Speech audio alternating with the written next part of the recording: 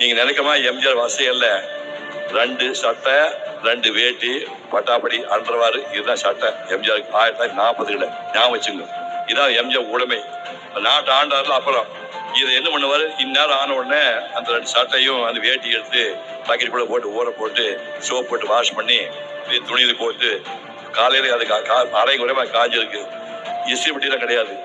சொம்புக்குள்ள தண்ணி குடிக்க சொம்புக்குள்ள சுடுதறியை போட்டு சூடான உடனே சொம்பு இஸ்திரி போடுவார். கற்பனை பண்ணி பாருங்க. சொம்பு இஸ்திரி போட்டு அந்த துணி எடுத்து போட்டுட்டு அங்கிருந்து நடந்து 3 கிலோமீட்டர் ஸ்டுடியோவுக்கு நியூட்டன் ஸ்டுடியோக்கு நடந்து ஸ்டுடியோ போவார். போயிட்டு ஐயா ஏதாவது வேஷம் இருந்தா ராஜகோலமா இருக்கு, இவ்வளவு அழகா யாரு போயிருப்பான், நீங்க ஏதாவது எக்ஸ்ட்ரா வேஷம் பண்ணலாமா, சாரி பண்ணாங்க. வேஷம் கிடைக்கல, இருக்கிறது 10 ரூபா. நடந்து போயாச்சு. அங்கிருந்து ஓல்டன் ஸ்டுடியோ நடந்து போக முடியாது. ஒரு பஸ் பிடிச்ச போய் இறங்கினாரு.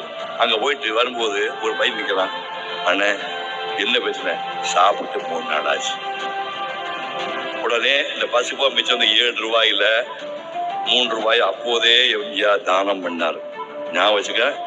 சாப்பாட்டுக்கு வழி இல்லை, வேலை கிடையாது, கையில் இருந்த காசுல அந்த 7 ரூபாய் 3 ரூபாய் எம்ஜிஆர் தானம். கொடைப்படல் சும்மா வரமாட்டான், அது மனசு அங்கேயே வரணும்.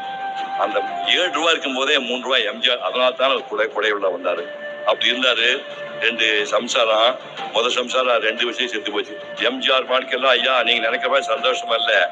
19 வயசுல கல்யாணம் பண்ணாரு, 2 வருஷத்துல பொண்டாடி செத்து போகுது. சோறு போட முடியல, வசதி இல்லை, அந்த மாதிரி 2 செத்து போறாங்க. இன்னொரு அம்மா கல்யாணம் பண்றாங்க, 18 வருஷம் டிபி பேஷண்ட்.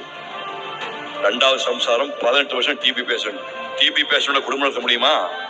அங்க ரோடு வாட்டாக்ஸ் ரோடுங்கிறது சென்ட்ரல் ஸ்டுடியோல இருந்து ஒரு கிலோமீட்டர் அந்த பக்கம். அங்கிருந்து சைக்கிள் ரிக்ஷா பிடிச்சி சைக்கிள் ரிக்ஷால டிபி பேஷண்ட் கொண்டாடி உட்கார வச்சு அங்கிருந்து மயிலாப்பூர் வரைக்கும் ஒரு 5 கிலோமீட்டர் நடந்து போவாரு. இவர் நடந்து போவாரு, கொண்டாடி ரிக்ஷாவில் போறார். அப்படி எல்லாம் போய் வைத்தியமெல்லாம் பார்த்தாரு.